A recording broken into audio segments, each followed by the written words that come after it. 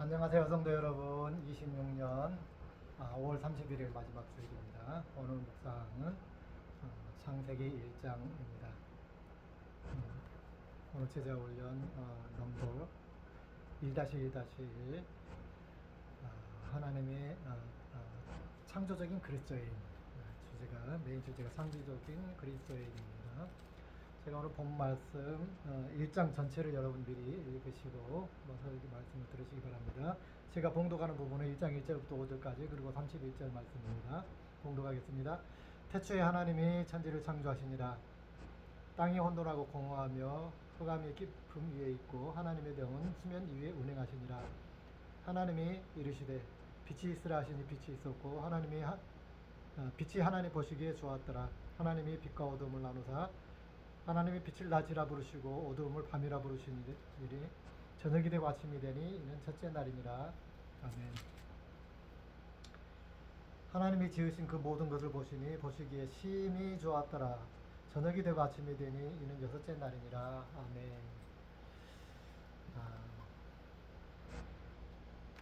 자, 우리는 살아가면서 끊임없이 이렇게 질문합니다. 나는 왜 이렇게 힘들까?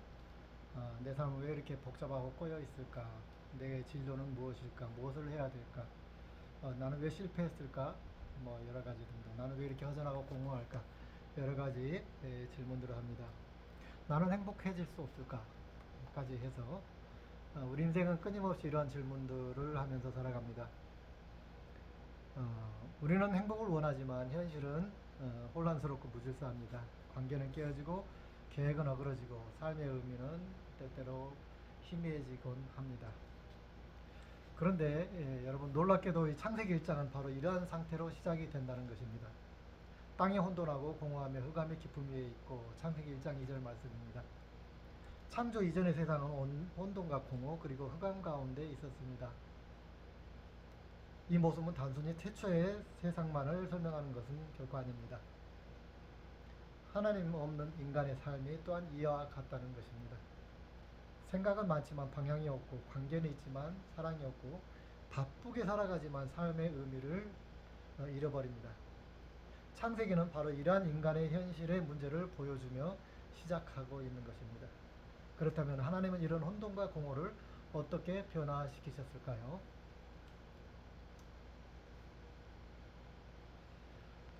창조는 존재하게 하시는 하나님의 역사입니다. 첫째로 우리 창조의 의미를 두 가지를 우리가 생각해 볼 수가 있습니다. 첫째는 창조, 존재하게 하시는 창조. 그죠? 우리가 유치원 때부터 우리 모태신앙자라면 유치원 때부터 이미 배워왔던 것입니다. 하나님이 만드셨어요. 하나님이 나도 만드셨어요. 하나님이 세상을 만드셨어요. 동물도 만들고 찰흙으로 빚고 색종이로 만들고 그림으로 그리면서 우리는 창조를 배워왔습니다.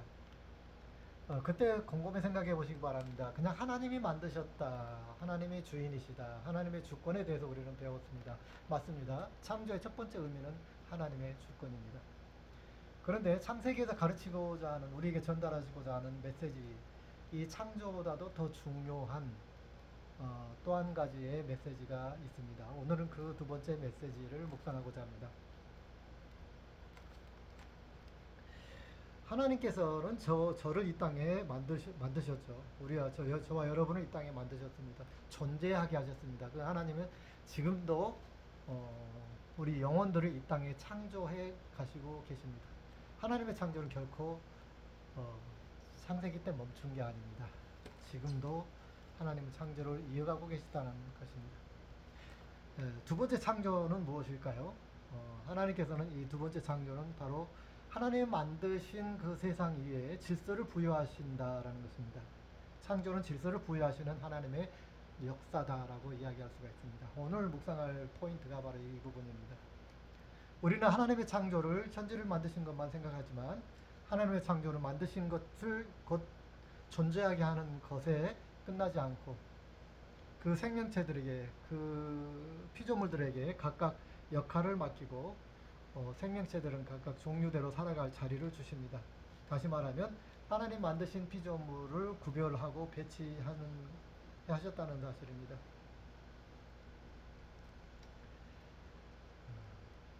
모든 존재가 자기 자리를 잡고 자기 역할을 수행할 수 있도록 하나님께서 질서를 부여하시는 것입니다. 우리가 또 창세기 1장 2절을 보면은요, 좀 의문스러운 것이 있습니다. 우리가 질문하지 못하고 넘어가는 부분들이 있는데, 에, 성경에 보면, 창세기 1장 2절에 보면, 땅이 혼돈하고 공허하며 흑암이 깊음 위에 있고 하나님의 영은 수면 위에 운행하시니라. 이게 창조 전으로 봐야 될지 창조 후로 봐야 될지 참 애매합니다. 학자마다 다 다른 해석을 합니다. 그러나 분명히 우리가 문맥상으로 보면 3절부터가 첫째 날의 창조로 들어가는 듯한 느낌을 우리는 받습니다. 그러기에 우리가 지구 창조 이전에 무언가가 이런 우주의 상태가 있었다. 근데 그 상태는 흑암 중에 있었고 공허하고 혼동스러웠다. 2절에 명확하게 땅이라고 이야기합니다. 땅이 혼동하고 공허하며 흑암 깊은 곳에 있고, 물론 이 말을 땅이란 말을 어떻게 해석하냐에 따라 다르겠지만 어쨌든 뭔가 물체가 있었다는 거예요. 땅이 있었다. 그것이 진짜 우리가 말하는 흙인지, 그럼 별을 말하는 것인지, 뭘 말하는 건지, 아니면 그냥 포괄적인 어떤 존재를 말하는 것인지 우리는 해석자에 따라 달라지고 우리는 알 수가 없습니다. 그러나 어쨌든 분명한 것은 우리에게 사람에게 인식하기 쉽도록 하나님께서 표현해 주신 말은 땅입니다. 땅이 있었는데 그것이 어두컴컴하고 혼동스럽고 질서가 안 잡혀 있었다는 거예요. 거기에 하나님께서 말씀으로 빛이 있으라 하셨다 그랬습니다. 빛이 있으라 하니까 빛이 있어졌다 그럽니다. 우리 창조 이야기에서 첫째 날에 빛을 만들었다 했는데요. 6절에 보면 물을 만들 때 보면은 물을 만드셨단 말이 없어요. 그리고 물을 갈랐단 말만 있습니다. 어디서 어디까지가 무에서 유까지 창조인지는 우리는 이 창세기만 보고 다 알기가 어렵습니다. 많은 부분에 있어서 하나님이 땅을 만드셨단 말이 없어요. 그리고 서로 물을 갈르라고 한 부분이 있어요. 예, 그래서 물론 이제 옛날에 창조 증명이란 부분으로 제가 설교를 드릴 때 많이 이미 말씀을 드렸습니다만은, 어쨌든 인간이 지구에서 있는 시각으로, 지구에서 만약에 인간이 존재했다면 인간의 입장에서, 왜냐하면 성경은 하나님과 인간의 관계의 이야기거든요. 그렇기 때문에 인간의 입장에서 바라봤을 때 지구가 어떤 모습이었고 어떻게 변화되어 왔는가, 생물체가 어떻게 시작이 되었는가를 성경의 창세기에 지금 기록하고 있다라는 관점에서 우리가 바라봐야 된다라고 말씀드렸습니다. 자, 그렇게 바라봤을 때 하나님의 빛이 있으라, 말씀으로 있으라 그랬습니다. 물론 어떤 형태로 됐는지 모르지만 여기서 있으라는 말씀으로 우리는 다 알고 있는 사실은 하나님께서 말씀으로 세상을 창조하셨다라고 우리는 배우고 알고 있습니다. 그 말이 요한복음 1장에 있습니다. 요한복음에 보면 태초의 말씀이 하나님과 함께 하셨다 그랬습니다. 태초부터 말씀이 있었다는 겁니다. 여기서 요한복음의 원어, 이 말씀은 바로 로고스라고 합니다. 그리고 로고스의 의미는 진리라는 의미입니다. 우리가 상상하고 생각하는 소리로 말하는 소리, 단어, 언어 이런 게 아니고 진리 자체를 갖다 로고스라고, 그 시절에 신약 성경에 쓰여졌던 헬라 언어 안에 로고스란 단어가 있었는데 그 단어의 본 뜻이 그런 뜻이었다 그 말입니다.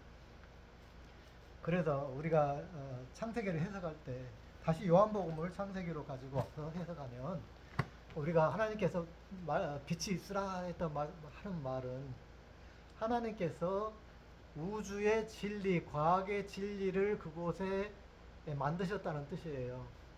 그냥 우주의 진리가 하나님 자신이다 그 말입니다. 좀 이해가 되시나요? 우리가 과학을 통해서 우주의 여러 가지 비밀들을 발견해내고 밝혀냅니다. 그런데 그것은 발명이 아니고 발견하는 것이죠. 우리가 몰랐던 과학적 지식을 발견하는 것입니다. 하나님의 창조를 하나하나 우리의 지혜가 발달함에 따라서 하나하나 발견해 가는 것입니다. 그렇기 때문에 하나님의 진리인 로고스는, 이 우주를 만드신 로고스는 그 진리 자체, 우주의 진리 자체, 과학적 진리를 포함해서 왜냐면 이 우주를 하나님께서 만드셨다 그랬잖아요. 우리가 발견해 나가는 우주의 뭐 여러 가지 진실들은 다 하나님이 이미 만들어 놓으신 그런 원리 안에 있는 거예요. 그래서 하나님께서 말씀으로 빛을 만드셨다. 말씀으로 빛이 있으라 하셨으니 빛이 있었다라는 말은 하나님께서 그 전에 빛을 어디인가 두셨든지 아니면 새로 만드셨든지 그거는 지금 뭐 밝혀진 게 아무것도 없어요. 그렇기 때문에 하나님께서 거기에 질서를 세우셨다라고 첫날부터 하나님께서 빛이 있으라라고 했는데 그 다음에 이어진 부분이 뭐냐면 그 빛을 낮이라 부르고 어두움을 밤이라 불렀다고 그랬어요. 그럼 뭐예요? 하루가 자전했다는 뜻이잖아요. 지금 과학적으로 증명된 부분은 뭐예요? 자전했다는 뜻이잖아요. 지구가 자전함으로 해서 아침과 저녁 하루가 생겼다는 거잖아요. 그 이야기를 하나님이 그 시대 사람의 언어로 여기에다 기록을 한 거예요. 요즘에 하나님 성경을 기록하셨다면 과학적 공식 가지고 성경을 기록했을지 모르겠어요. 그러나 그때는 그걸 이해하지 못하기 때문에 그 시대 사람들이 원시 사람들이 이해할 수 있도록 그냥 쓰여진 것이라고 볼 수 있죠. 어쨌든 지금 과학적으로 해석을 하면 지구 자전이 있어졌다 그 말이에요. 그걸 지구라 해서 볼 때 뭐예요? 지구 자전이라고 하는 우주 질서가 부여되었다라는 거 표현할 수가 있는 것입니다. 하나님께서 말씀이 그러면 논리적으로 이야기해 보면 하나님 말씀이 들어와서 지구에 뭐죠? 질서를 부여했다는 것입니다. 그 다음 질서는 뭡니까? 옛날 과학자들이 이야기한 것처럼 물이 지구를 꽉 싸매고 있었다고 하잖아요. 뭐 수억 년 전에 그랬다고 그러잖아요. 그러면은 물이 꽉 싸고 있었는데 그게 하나님께서 뭐요?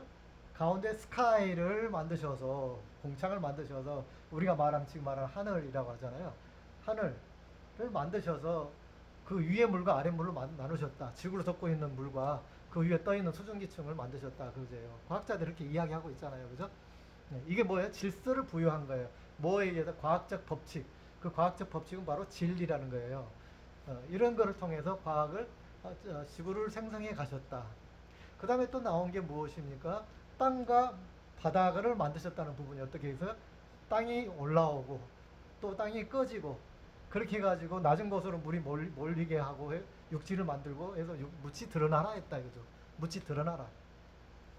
다 과학적 설명을 그 시대 모세 시대의 방법으로 지금 설명해 놓은 것입니다. 지금 과학자들이 말할 때는 그런 뭐예요? 지각 변동이라고 이야기하잖아요. 이거 뭐예요? 지구의 질서예요. 과학적 질서 안에서 지금 움직여 가고 있는 거예요. 이것이 순서대로 되어가고 있다는 것입니다. 생물학 여러분 고등학교 시간에 배웠을 겁니다. 생물학 배웠을 때 어떻게 배웠습니까? 물에서부터 생물이 생성됐다 그랬어요. 물론 완벽한 수증기층에서 과연 지금까지 생명체가 만들어질 수 있다라고 증명되지 않았습니다. 아직까지. 완전 무생물 속에서 만들어지지 않아요. 그래서 반대로 과학이 증명하지 못하고 있는 거예요. 물에서 생명을 완벽하게 만들지 못했어요. 물론 그러나 분명한 것은 물속에서 바다에서부터 생명체가 출발됐다는 가설을 과학자들은 이야기를 했고 생물학에서는 그걸 정설로 믿고 있습니다. 성경이 이야기하고 있습니다. 물에서부터 번성하라라고 하나님 명령하셨다고 그랬어요. 물에서부터 생물이 번성하라.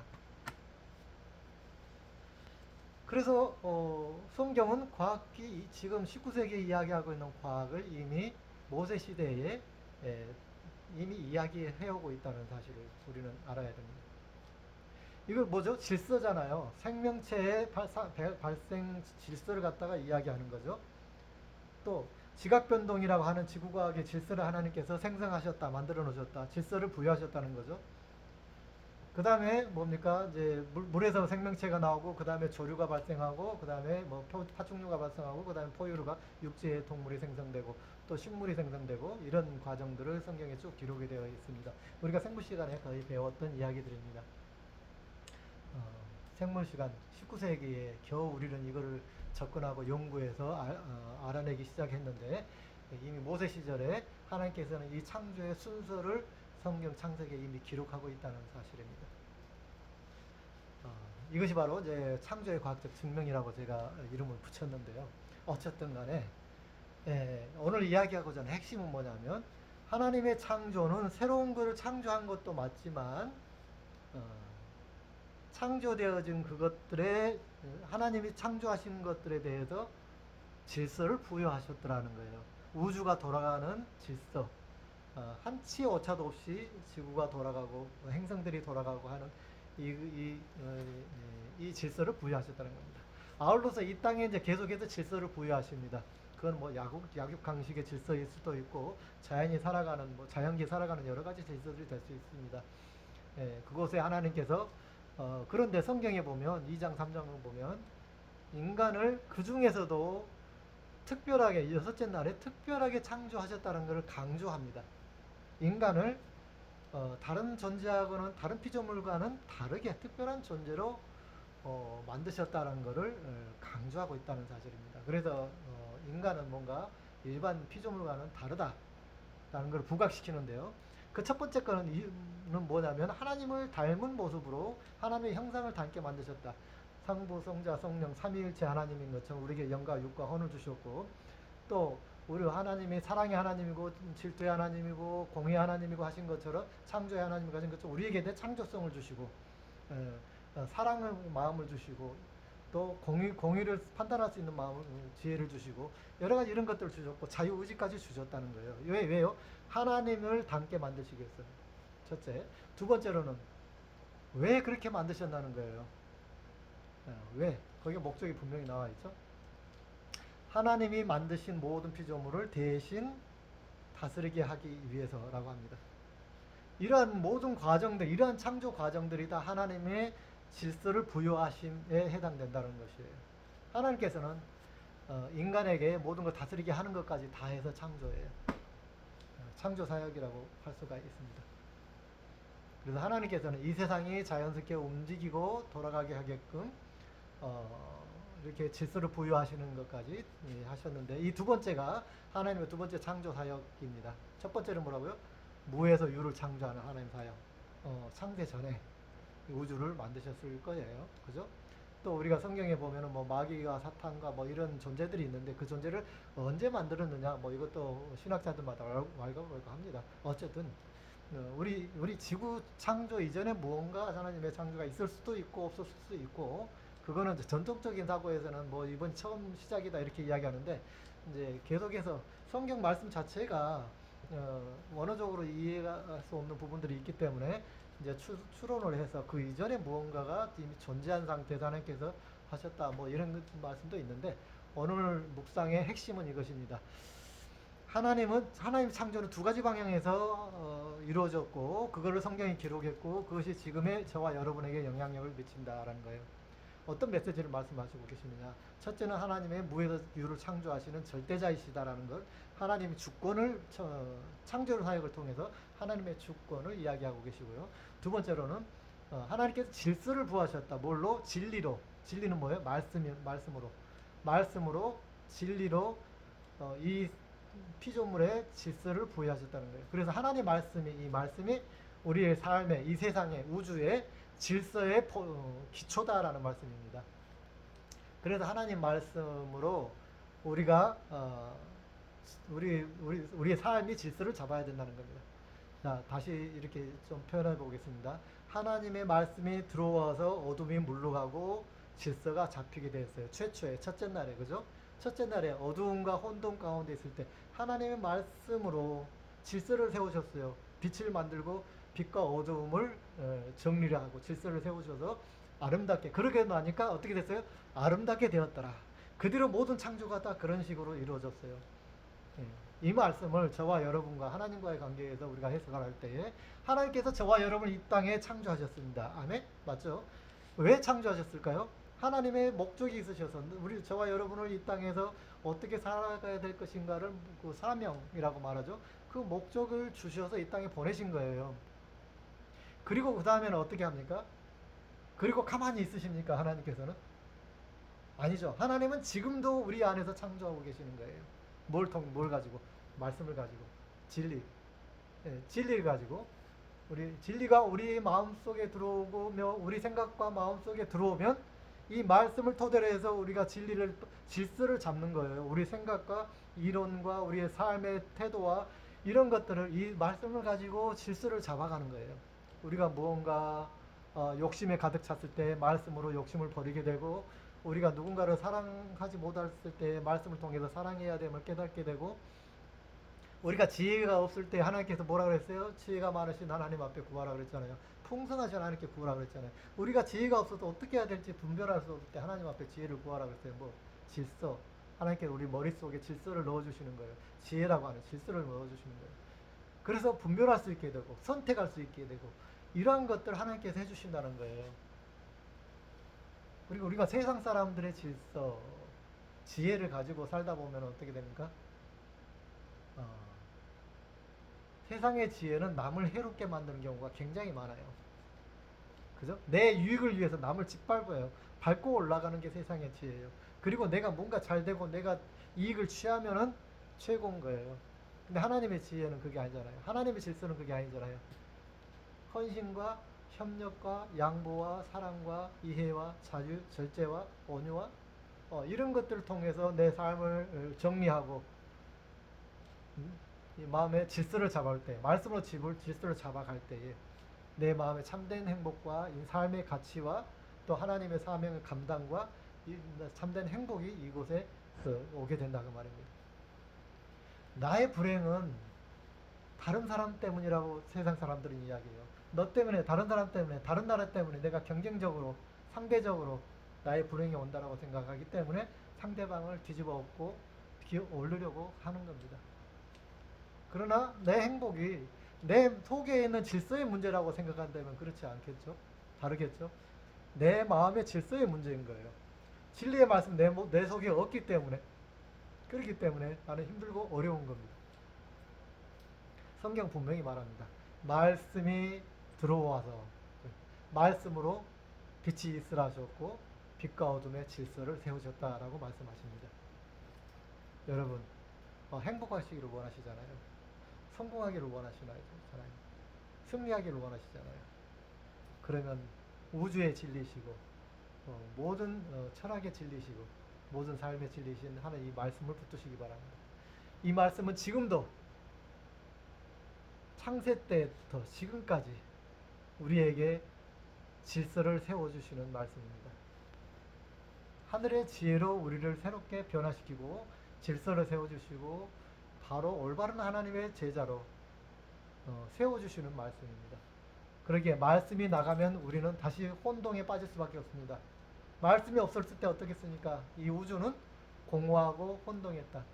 여러분, 말씀으로부터 멀어질 때 여러분의 마음은 공허해지죠. 불안해지죠. 왜 그럴까? 왜 사람들이 나한테 그럴까? 남을 원망하게 되죠.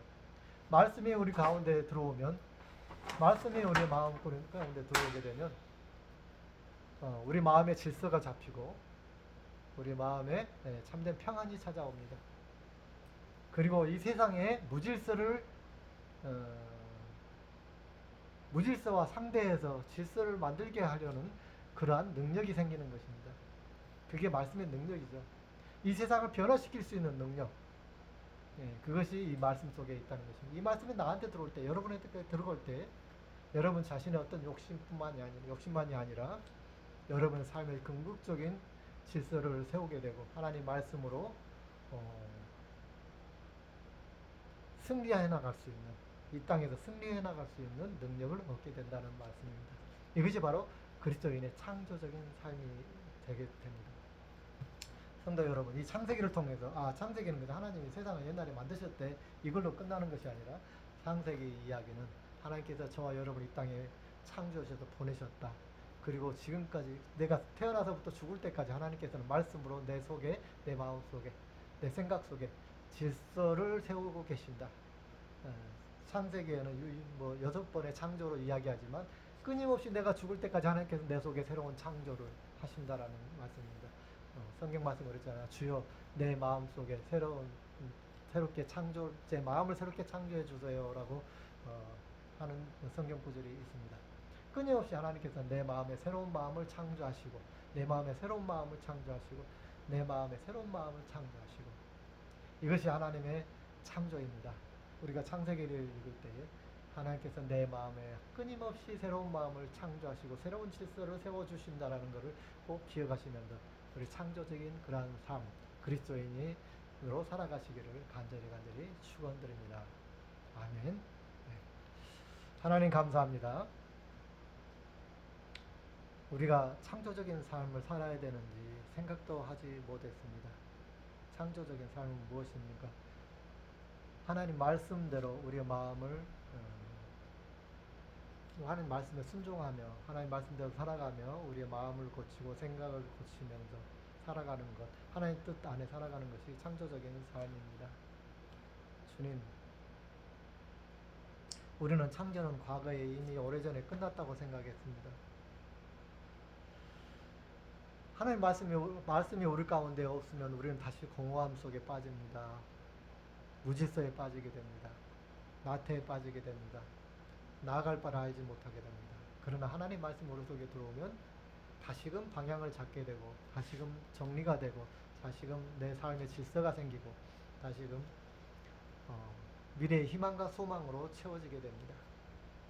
주님, 이것이 그리스도인의 창조적인 삶이라 예수 주님께서 우리에게 말씀하셨습니다.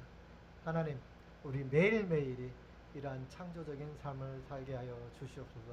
하나님 말씀으로 내 자신을 질서를 세우고 하나님 말씀으로 우리가 새로운 소망을 갖게 되고 하나님 말씀으로 어둠을 물리치고 항상 하나님의 진리를 쫓아 사는 저희들이 되게 하여 주시옵소서. 이제는 우리 주 예수 그리스도의 은혜와 하나님 아버지의 무한하신 사랑과 성령님의 교통하심이 창조적인 삶을 살기를 희망하는 소망하는 아버지의 사랑하는 자녀들 머리에 이제부터 영원히 함께 하시기를 간절히 축원하옵나이다. 아멘. 할렐루야. 승리하시기 바랍니다.